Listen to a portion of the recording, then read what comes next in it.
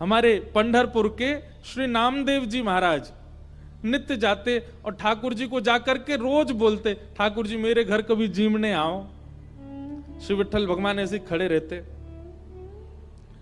नामदेव जी रोज जाते, बोले मेरी मैया इतना बढ़िया प्रसाद बनाती है, ठाकुर जी जीमने आओ। तो नामदेव जी से कभी कभी ठाकुर जी बोलते थे, ठाकुर जी कहें पूरी दुनिया यहीं लेके आ जाती है, तू भी लिया यहीं पे, हम यहीं खड़े यहीं पालेंगे। बोले नहीं, मेरे घर आओ पाने के लिए। तो ठाकुर जी बोले मैं तेरे घर पाने जाऊंगा तो यहां पे कौन खड़ा होगा मेरी जगह, लाखों लोग दर्शन करने आते हैं। नामदेव जी बोले आप भगवान हो, सर्वसमर्थ हो, कोई व्यवस्था कर लो अपनी। भगवान बोले ठीक है, कर ली हमने व्यवस्था। बोले क्या व्यवस्था?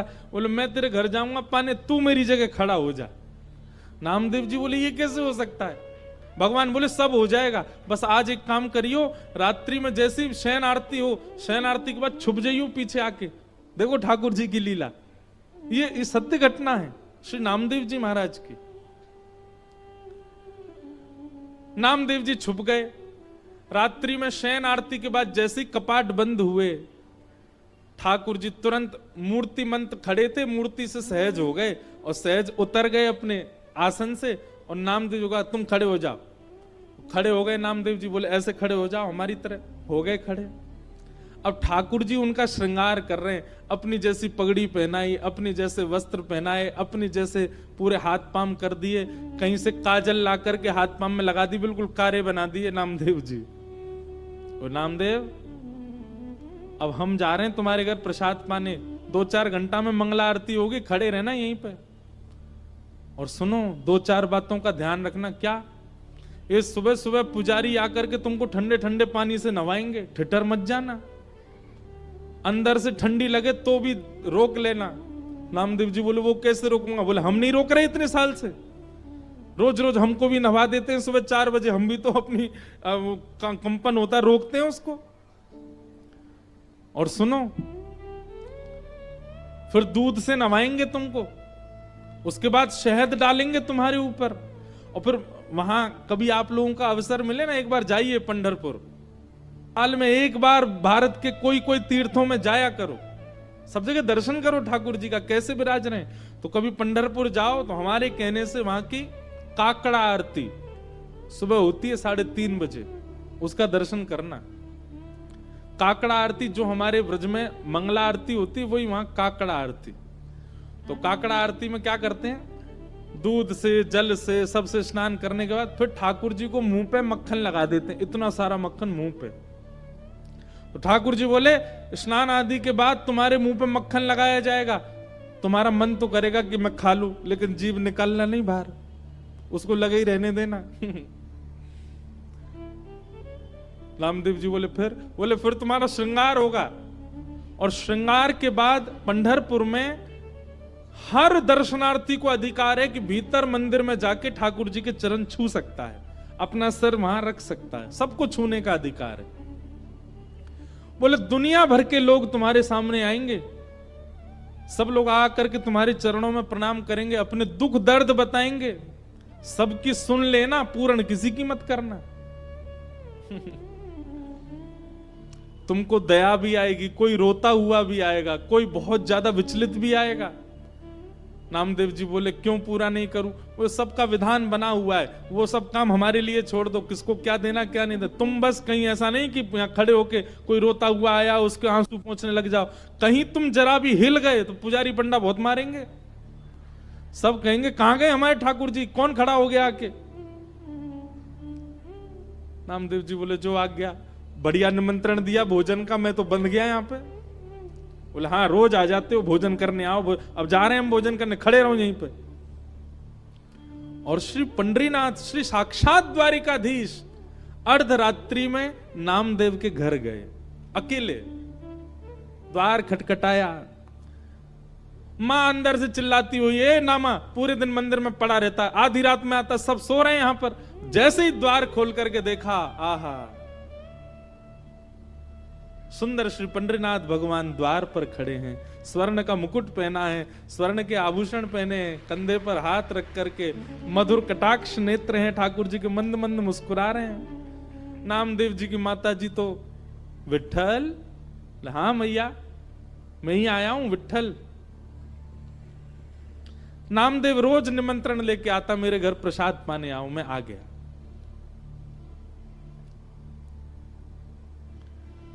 नामदेव जी की माता जी ने चूल्हा रात में चेताया, खूब बढ़िया बढ़िया प्रसाद बना करके ठाकुर जी को अपने हाथ से पवाया। इतने में घंटे घड़ियाल बजने लगे, 3:30-4 बज गए, सुबह के मंगला आरती का समय हुआ।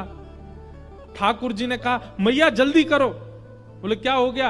अब आपको मंगला में जाना है? बोले मंगला में अब मैं तो व्यवस्था करके आया हूं वहां पे, लेकिन मुझे आज तक तो मैं दर्शन देता था काकड़ा आरती में, मंगला आरती में, आज मैं दर्शन करने जाऊंगा। मैया बोली क्या करूं? बोले काली सौल लेके आओ। और मैया सौल लेके आई। ठाकुर जी ने अपने मुकुट उकुट उतार करके, आभूषण उतार करके, और काली सौल में बढ़िया स्वयं को लपेट लिया, किसी को पहचान में नहीं आवे। कारे कारे तो ठाकुर जी हैं, काली सौल और ओढ़ ली। अब तो निकल पड़े, दौड़ के जा रहे हैं देखने के लिए नामदेव कैसा लग रहा है मेरे स्थान पर खड़ा होके। दर्शनार्थी लाइन लगा करके खड़े थे, उन्हीं में ठाकुर जी खड़े हैं और दूर से ही निहार रहे हैं। नामदेव जी चुपचाप नेत्र बंद करके, हाथ बिल्कुल कमर पर, जैसे पंडरीनाथ भगवान खड़े होते हैं बिल्कुल वैसे ही खड़े हैं। और ठाकुर जी दूर से ही देख करके नामदेव की बलियां ले रहे हैं। आहा मेरो नामा कितना अच्छा लग रहा है। गर्भगृह में जैसे ही ठाकुर जी पहुंचे, ठाकुर जी के आते ही नामदेव जी को पता चल गया कि ठाकुर जी आए हैं। सो नामदेव जी मन में सोचे सब प्रणाम कर रहे हैं, कि ठाकुर जी प्रणाम नहीं कर ले मुझको, मैं कैसे रोक पाऊंगा? ठाकुर जी प्रणाम कर रहे हैं। ठाकुर जी गए, नामदेव जी को देखा, नामदेव जी को देख करके जैसे ही नीचे सर झुकाया, नामदेव जी के नेत्रों से आंसू गिरने लगे। नाथ ये कैसी लीला कर रहे हो आप?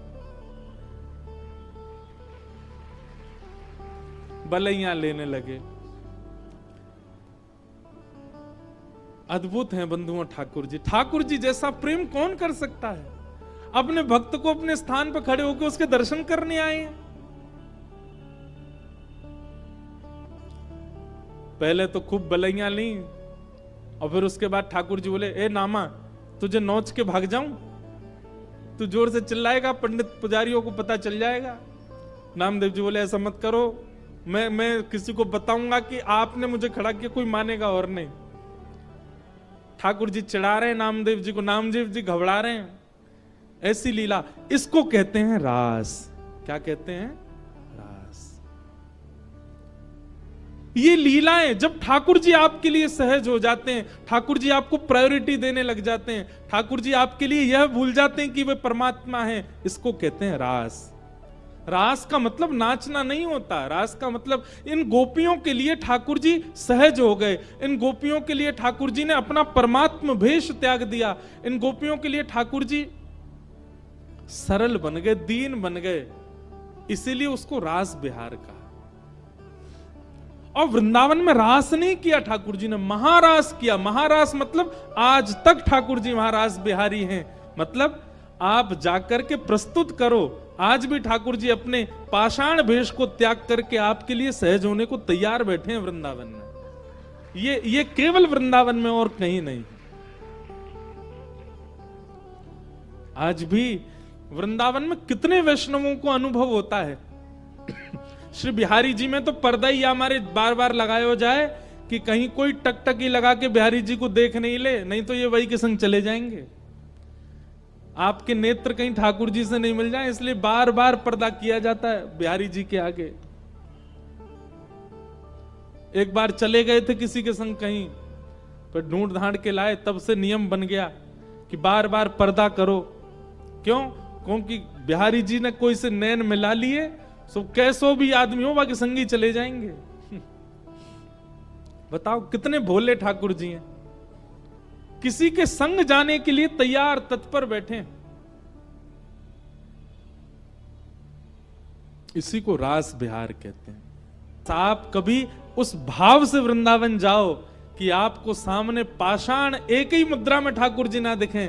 कभी उस भाव से जाओ कि साक्षात श्री ठाकुर जी आपको अनेक मुद्राओं में दिखाई दें, आपको बोलते हुए दिखाई दें, आपके आगे कोई लीला करते हुए दिखाई दें, तब समझो हाँ अब मेरे संग रास हुआ। अभी हम रस में हैं, हमें रास में जाना है, और रास में जाने के लिए हमें अपना निर्माण करना पड़ेगा, अपनी मन बुद्धि और विचारों को वैसा करना पड़ेगा जिससे श्री कृष्ण रास करें।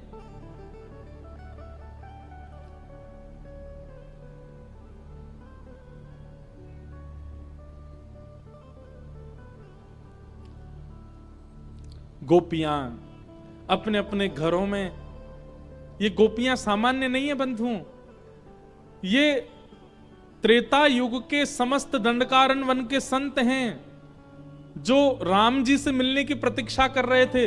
तब हनुमान जी ने जाकर के इनसे कहा आप सब लोग प्रतीक्षा मत करो, केवल राम जी का चिंतन करते करते अपने देह का त्याग करो, आप सब संत ही द्वापर में ब्रज में गोपी बनकर के प्रकट होगे, तब राम जी कृष्ण बन के आएंगे और आप सबके साथ रास विहार करेंगे, आप सबको वो सुख प्रदान करेंगे जो एक प्रियतम प्रियतमा का होता है आपके गले में। अभी तो राम जी भगवान है, आप सब संतों केवल प्रणाम तक अधिकार होगा, लेकिन द्वापर युग तक प्रतीक्षा करोगे तो एक प्रियतम के भाव से ठाकुर जी आपके गले में गलवैया डाल के रास विहार करेंगे, वो सुख प्रदान करेंगे जो किसी को नहीं मिला।